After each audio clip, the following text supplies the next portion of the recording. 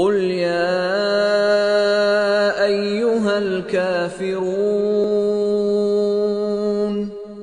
ای پیامبر بگو ای کافران، لا اعبد ما تعبدون، من نمی پرستم آنچه را که شما می پرستید، ولا انتم عابدون ما اعبد، ما نیز نمی پرستید آنچه را که من می پرستم، ولا انا عابد ما عبدتم،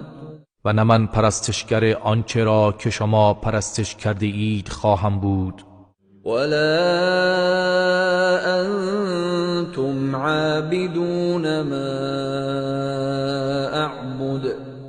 و نه شما پرستشگر آنچه را که من می پرستم خواهید بود. لکم دینکم ولی دین، آیین شما برای خودتان و آیین من برای خودم.